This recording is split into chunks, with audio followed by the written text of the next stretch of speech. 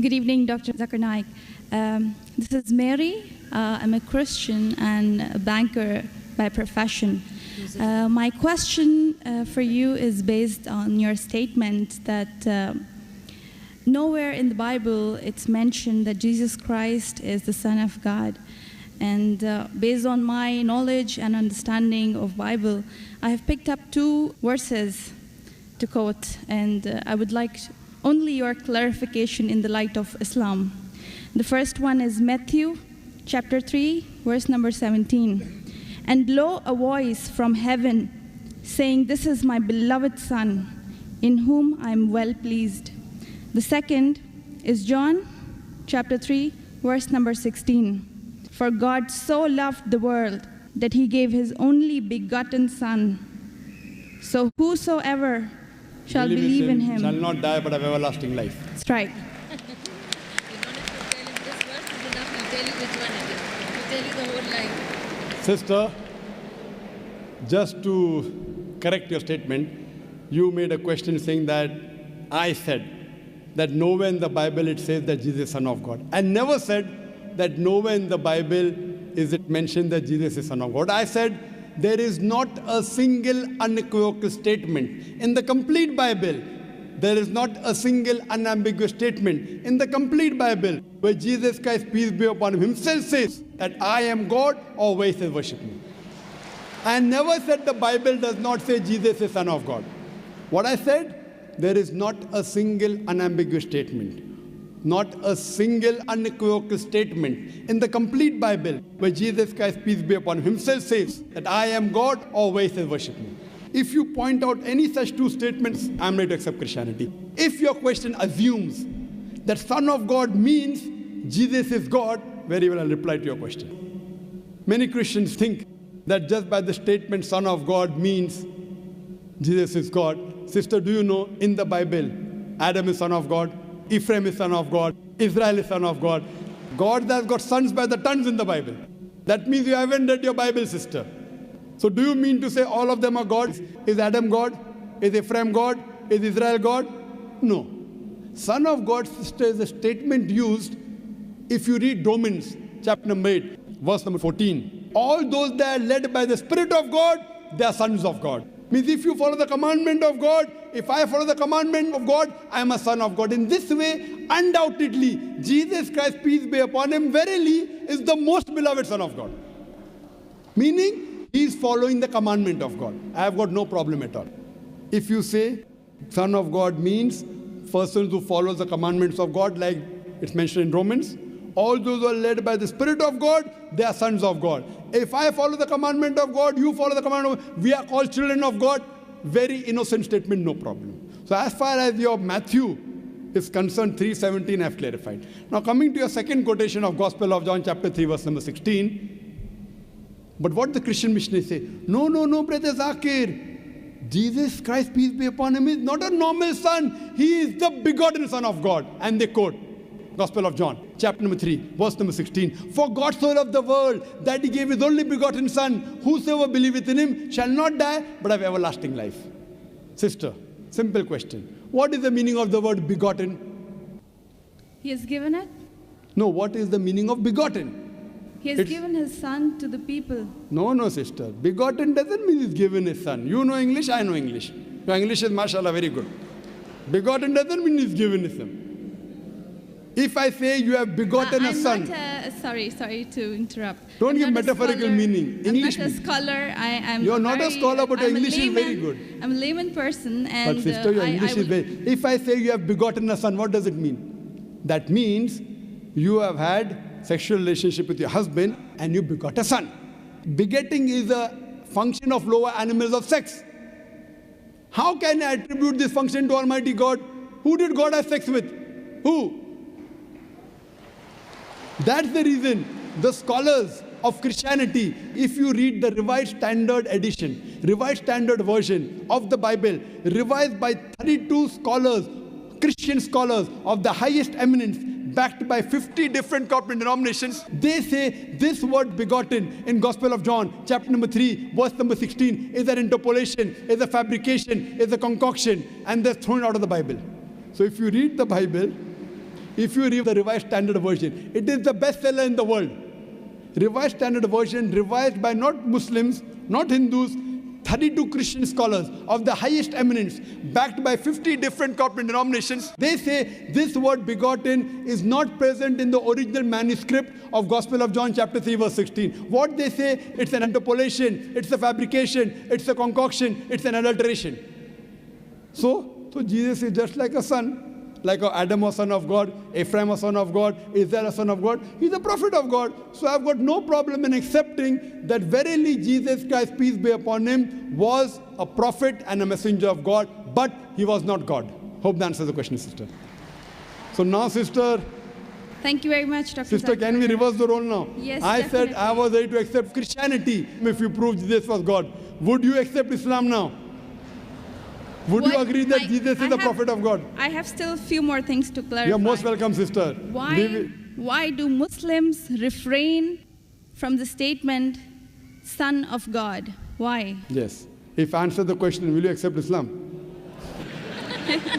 Fine, it's not a compulsion. I think we have a huge population of Muslims in the world. We Yes. need believers. We do not need only Muslims by name. Yes, so we want Muslim by deed, so we want to become Muslim by deed, not by name. Sister, okay, coming to your question, that why do Muslims refrain from using Son of God as a phrase? Very good question.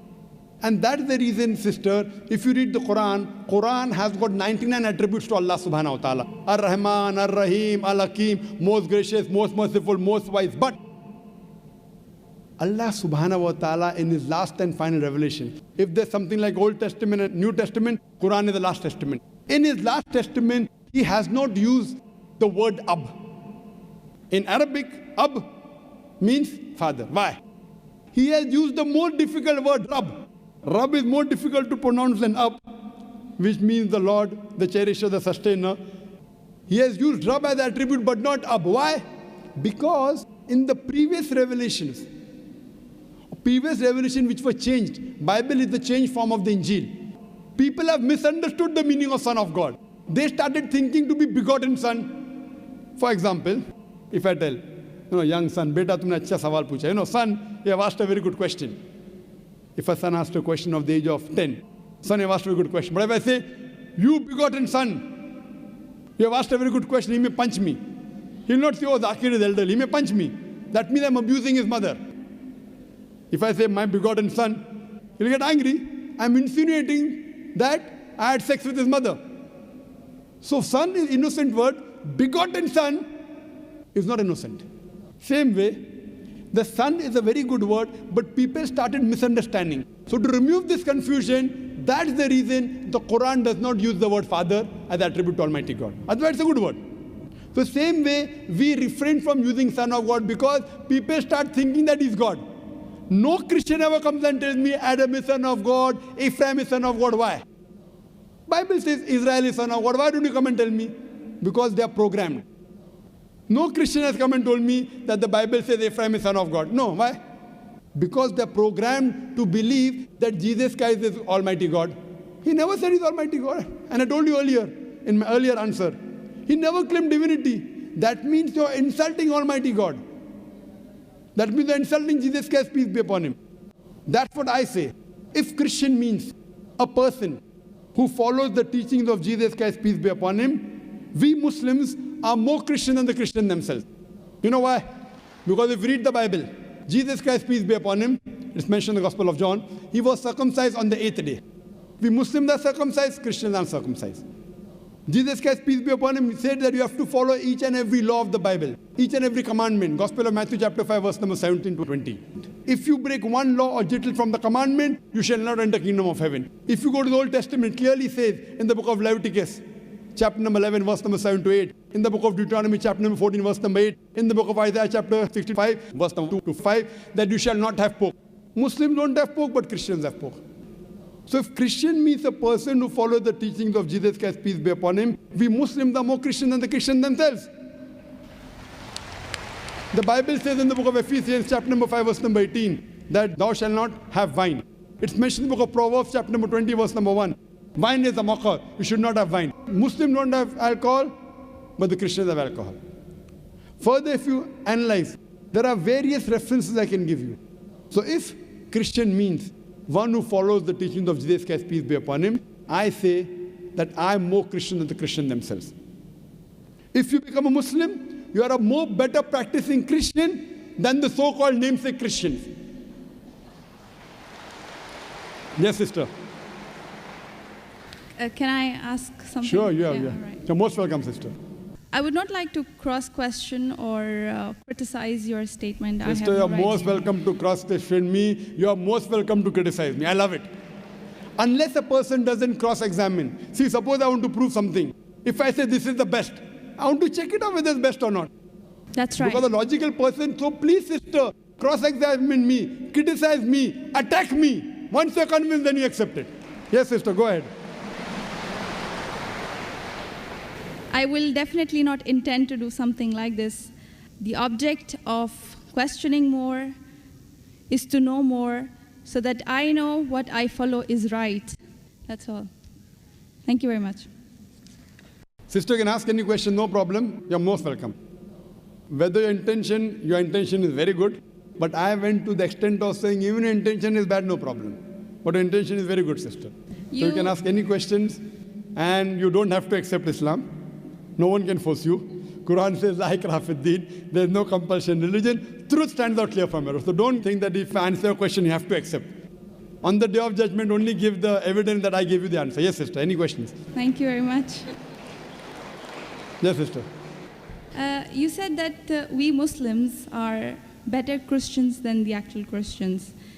So the complete statement I made, if Christian means a person who follows the teachings of Jesus Christ, peace be upon him, we Muslims are more Christian than the Christian themselves. Yes, sister, your question. But this is not a layman statement.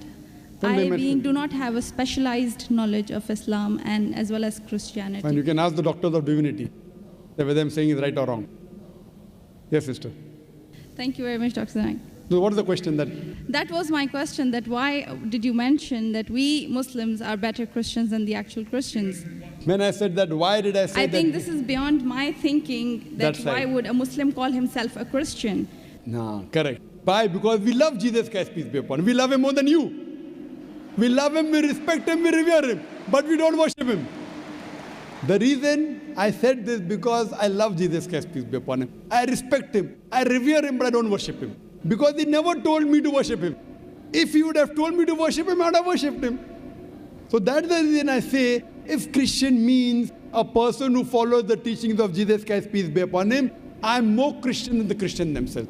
Because I love Jesus Christ, peace be upon him. I respect him, I revere him, but I don't worship him. So hope that answers the question, sister. Thank you very much.